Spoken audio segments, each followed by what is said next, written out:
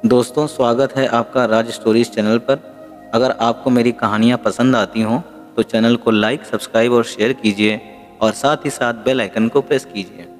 चलते हैं कहानी में आगे। बिटिया, कुछ है क्या खाने को? दोपहर 3 बजे के आसपास कमलेश बाबू ने बहू के कमरे में आवाज़ लगाते हुए कहा, यह भी कोई वक्त है खाने का? और अभी 11 बजे दिया था ना दूध वाला दलिया, फिर अब 3 बजे हैं।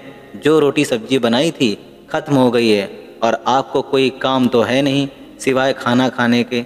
रसोई है या कोई फैक्ट्री जो आपके लिए 24 घंटे चलती रहेगी? जाइए, शाम को देखेंगे, अभी मेरा फेवरेट सीरियल आ रहा है। कहते हुए बहू ने नज़रें फिर से टीवी पर टिका दी। कमलेश बाबू चुपचाप वहाँ से अपने कमरे की ओर बढ़ गए। ये सब कुछ वहाँ झाड़ू पोछा बर्तन का काम करने वाली कमला देख रही थी। वह मन ही मन सोचने लगी कि कहने को इतना बड़ा बंगला है, बड़ी बड़ी गाड़ियां हैं, पैसा है, मगर इतने बड़े बंगले, पैसे होने के बावजूद दिल बहुत छोटा है इनका, जो अपने घर के पिता तुल्य ससुर जी की सेवा नहीं कर सकते। कम से कम उन्हें भूखे पेट तो मत रखो।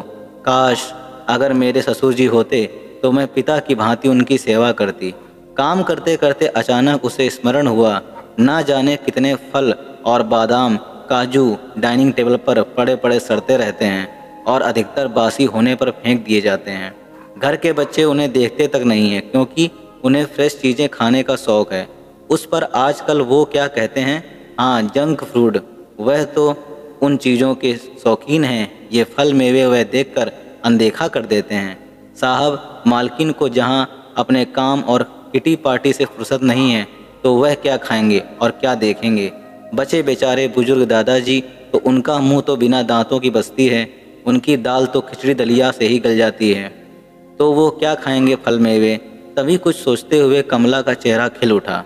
उसने एक मुट्ठी मेवा सिलबट्टे पर पीसी और जरा से दूध में एक पके केले के साथ मसल कर बुजुर्ग कमलेश को पकड़ा दिए और बोली, बाबूजी चुपचाप खा लीजिए, आपको भूख लगी है ना?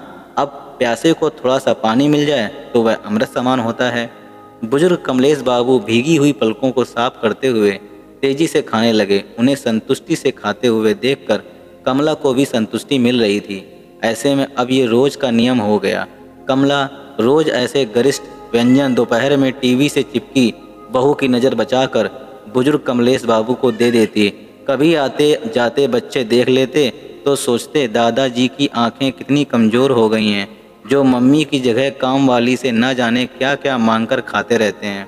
वहीं दूसरी ओर घर की बहू सोचकर खुश होती कि मेरी डांट डपट से बूढ़े पिताजी काबू में रहते हैं, तो वहीं घर का बेटा पिताजी की सुधरती सेहत देखकर सोचता कि उसकी पत्नी अपने ससुर जी का भरपूर ख्याल रखती है। और घर की काम वाली कमला सोचती है, उसकी तो नौकरी भी यही है और ज़िंदगी भी यही है, झाड़ू बर्तन करते करते जाने कब सांसें साथ छोड़ जाएं। अपने ससुर जी की सेवा करने का सौभाग्य तो उसे मिला नहीं, तो क्यों ना यहाँ घर के बुजुर्ग की सेवा करके कुछ पुण्य भी कर लें। वही बुजुर्ग कमलेश बाबू सोचते हैं कि अब सोचना समझना क्या है, दिन ही तो काटने ही हैं। भूखे रहकर मरने से अच्छा आखिर वक्त में जो सेवा और सम्मान दे रहा है ले लो। और वह अक्सर कमला को ही आशीर्वाद देते हुए सोचते, अगले जन्म में भगवान मुझे अमीर बनाना चाहें मत बनाना, बस बेटी देना या बहू देना तो ऐसे सुलझे हुए संस्कारों वाली कमला जैसी देना। दोस्तों, आज के दौर पे अगर हम अपने बूढ़े माँ बाप की सेवा नहीं कर सकते हैं तो हमें जीने का भी हक नहीं है। अगर छोटी सी कहानी आपको दिल में समा गई हो तो चैनल में कमेंट जरूर कर देना। मिलते हैं अगली कहानी, तब तक के लिए जय हिंद, जय भारत।